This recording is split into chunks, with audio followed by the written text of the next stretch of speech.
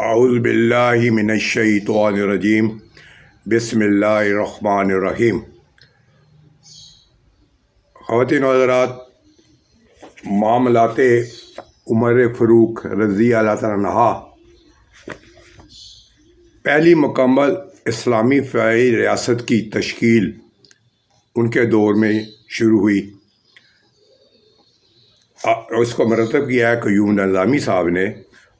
آج ہمارا جو موضوع ہے وہ ہے حضرت عمر فاروق رضی اللہ تعالیٰ عنہ ایک مثالی حکمران۔ مثالی حکمران حضرت عمر فاروق رضی اللہ تعالیٰ عنہ دنیا کے مثالی حکمران ثابت ہوئے۔ ہزاروں سال گزر جانے کے بعد بھی ان کے انداز حکومت کو یاد کیا جاتا ہے۔ حضرت عمر فاروق رضی اللہ عنہ نے حکمرانی کے جو اصول مرتب کیے، بعد میں آنے والے دنیا کے حکمرانوں نے ان اصولوں پر عمل کر کے اپنی ریاستوں کو کامیاب بنایا۔ حضرت عمر رضی اللہ عنہ نے دنیا کی پہلی فلاحی ریاست کا ماڈل پیش کیا۔ ان کے دور میں اسلامی ریاست وسعت پذیر ہوئی اور مختلف سیاسی، معاشی اور سماجی مسائل سامنے آئے۔ حضرت عمر رضی اللہ عنہ نے قرآن اور سنت کی روشنی میں ان مسائل کا حل پیش کیا۔ آپ نے آنے والی دنیا کے نظاموں پر اثرات مرتب کیے۔ آپ کے فلاحی ماڈل کو رہتی دنیا تک یاد کیا جائے گا۔ حضرت عمر کے دور حکومت میں پیش آنے والے مستند واقعات آپ کی مثالی حکومت پر روشنی ڈالتے ہیں۔ حضرت عائشہ رضی اللہ تعالیٰ عنہ فرماتی ہیں کہ عبداللہ رضی اللہ عنہ بن زید جب جنگ سے واپس آئے تو میں نے حضرت عمر کو یہ فرماتے ہوئے سنا، اے عبداللہ بن زید، کیا خبر لائے؟ انہوں نے کہا کہ اے امیر المومنین، میں خبر لے کر آپ کے پاس آ رہا ہوں۔ جب وہ حضرت عمر کے پاس پہنچ گئے تو انہوں نے مسلمانوں کے سارے حالات تفصیل سے سنائے۔ جب شکست خوردہ مسلمان میدان جنگ سے واپس آئے، حضرت عمر رضی اللہ تعالیٰ عنہ نے دیکھا کہ جنگ سے بھاگ آنے کی وجہ سے مہاجرین اور انصار مسلمان گھبرائے ہوئے ہیں۔ آپ نے فرمایا، اے مسلمانوں کی جماعت، تم نہ گھبراؤ، میں تمہارا مرکز ہوں، تم میرے پاس بھاگ کر آئے ہو۔ یہ میدان جنگ سے بھاگنا نہیں ہے، بلکہ یہ تو تیاری کر کے دوبارہ میدان جنگ جانے کے لیے ہے۔ حضرت عمر رضی اللہ عنہ نے مثالی حکمران کی طرح شکست خوردہ لشکر کو مایوسی اور ندامت سے باہر نکال کر ان کے دلوں میں امید کی شمع روشن کر دی۔ ابن حریر الطری نافع رضی اللہ عنہ فرماتے ہیں کہ ایک طاقتور جوان مسجد میں آیا اور اس کے ہاتھ میں تیر تھے۔ وہ کہہ رہا تھا کہ اللہ کے راستے پہ جہاد پر جانے کے لیے کون میری مدد کرے گا؟ حضرت عمر رضی اللہ تعالیٰ نے اس نوجوان کو اپنے پاس بلایا اور لوگوں سے پوچھا کہ یہ کون شخص اس نوجوان کو کھیت میں مزدوری کے لیے لے گا۔ ایک انصاری اسے مزدوری کرانے کے لیے اپنے ساتھ لے گیا۔ چند ماہ بعد حضرت عمر نے انصاری سے نوجوان مزدور کے بارے میں پوچھا۔ انصاری نے اس کی بڑی تعریف کی۔ آپ نے کہا کہ اسے میرے پاس لے کے آؤ۔ چنانچہ وہ نوجوان کو لائے اور اس کی مزدوری کی اجرت بھی امیر المومنین کو پیش کی۔ حضرت عمر نے نوجوان کو اس کی محنت کا معاوضہ دیتے ہوئے کہا کہ اب تمہاری مرضی ہے کہ تم اپنے گھر بیٹھ جاؤ یا جہاد میں چلے جاؤ۔ یہ رویہ کسی مثالی حکمران کا ہی ہو سکتا ہے۔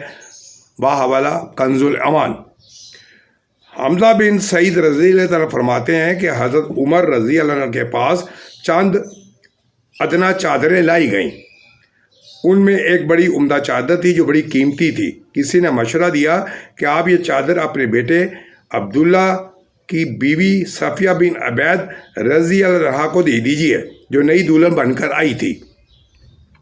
حضرت عمر نے فرمایا، میں یہ چادر ایسی عورت کے پاس بھیجوں گا جو ابن عمر کی بیوی سے زیادہ اس کی حقدار ہے، اور وہ ہے عمارہ بن کعبہ میں، جن کے بارے میں حضور اکرم صلی اللہ علیہ وسلم نے فرمایا کہ جنگ احد میں دائیں بائیں جس جانب بھی رخ کرتا مجھے ہمارا بچانے کے لیے اس طرح لڑتی ہوئی نظر آتی مثالی حکمران کبھی اقربا پر بھی نہیں کر سکتا۔ بہاولہ کنز الامان۔ سلمان رضی اللہ تعالیٰ فرماتے ہیں کہ ایک دن حضرت عمر نے ان سے پوچھا کہ بادشاہ ہیں یا خلیفہ؟ سلمان نے ان سے کہا کہ آپ نے مسلمانوں کی زمین میں سے ایک درم بھی ناجائز لیا اور پھر اسے ناحق خرچ کیا تو آپ بادشاہ ہیں، خلیفہ نہیں ہیں۔ اس پر حضرت عمر رضی اللہ تعالیٰ رو پڑے۔ سلمان رضی اللہ تعالیٰ نے کہا آپ خلیفہ ہیں، کیوں آپ انصاف کرتے ہیں، لوگوں میں چیزیں برابر تقسیم کرتے ہیں اور ان کے ساتھ ایسی محبت اور شفقت کا معاملہ کرتے ہیں جیسے کوئی اپنے گھر والوں کے ساتھ کرتا ہے۔ آپ ہر فیصلہ اللہ کی کتاب کے مطابق کرتے ہیں۔ بہاولہ کنز الامان۔ شاہی رحمۃ اللہ علیہ فرماتے ہیں کہ حضرت عمر رضی اللہ عنہ بعض صحابہ پر پابندی لگا رکھی تھی کہ وہ مدینہ سے باہر نہیں جا سکتے۔ اس پابندی کا مقصد یہ تھا کہ ان صحابہ کی وجہ سے لوگ اسلام کے مرکز مدینہ سے جڑے رہے۔ ان صحابہ میں سے کوئی اگر جہاد کی اجازت مانگتا تو حضرت عمر فرماتے ہیں کہ تم نے حضور اکرم صلی اللہ علیہ وسلم کے زمانے میں جو جہاد کیا وہ عاقبت سنوارنے کے لیے کافی ہے۔ تم مدینہ میں رہو، تمہارا مدینہ میں رہنا اسلامی ریاست کے استحکام کا سبب ہے۔ حضرت عثمان رضی اللہ عنہ نے خلیفہ بننے کے بعد یہ پابندی اٹھا لی اور جید صحابہ بھی مختلف علاقوں میں پھیل گئے اور اس طرح اسلامی مرکز سے لوگوں کا تعلق کمزور پڑ گیا۔ بہاولہ جزیر الطائری۔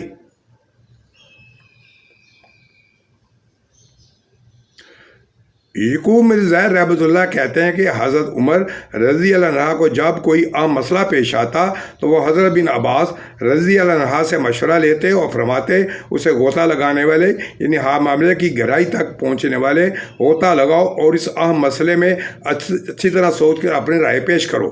حضرت سعد بن ابی وقاص رضی اللہ عنہ فرماتے ہیں کہ میں نے ایسا آدمی کوئی نہیں دیکھا جو حضرت ابن عباس سے زیادہ حاضر دماغ، عقل مند، علم والا اور بردبار ہو اور کامیاب حکمران مشاورت کرتا ہے۔ بہاولہ حیات الصحابہ۔